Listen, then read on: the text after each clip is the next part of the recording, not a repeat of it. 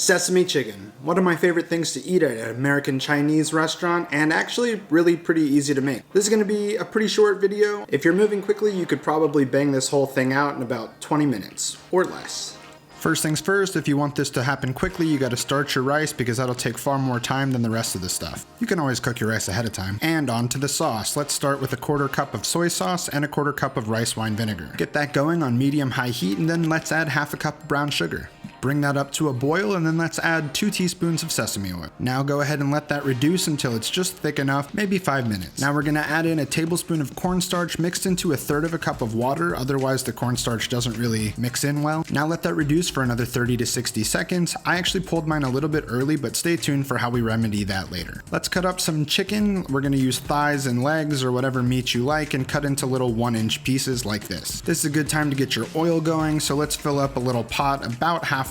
Please don't go any more, you might hurt yourself. Stick in your fryer thermometer and let's get that heating up to 350 degrees Fahrenheit. Now to start dredging our chicken, crack open an egg, add maybe a teaspoon of water and mix that up until it's well combined. And now in the heat of the moment, I kind of messed this up, but typically you would put your chicken into the flour and cornstarch, then into the egg, and then into the flour. I skipped the first one, so we just went egg into the dry stuff. The dry stuff is 70 grams of cornstarch and 40 grams of flour. You might want to double or triple this if you're making more chicken than me.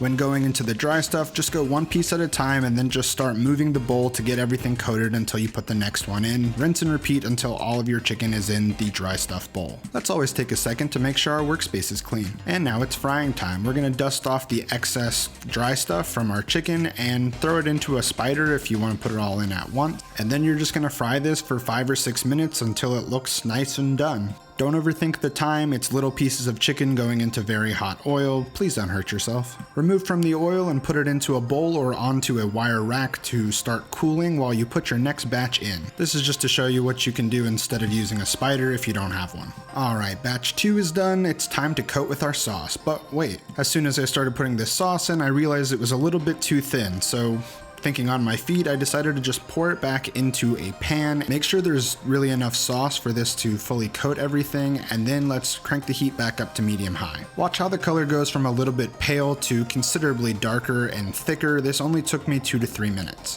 When your sauce looks like it's supposed to, wow, that looks really good. Go ahead and throw it into a bowl and then add a couple tablespoons of sesame seeds. Give that a thorough mixing, and then let's chop up some green onions for a garnish and get to plating. Let's start with the rice that you might still be waiting on if you didn't start it early enough. Load that up with as much sesame chicken as you want because you earned it. Put that green onion on top to make it super pretty, and then revel in the glory of this amazing sesame chicken. Thanks for watching. Like, subscribe, comment, share, all the things, and check out my TikTok.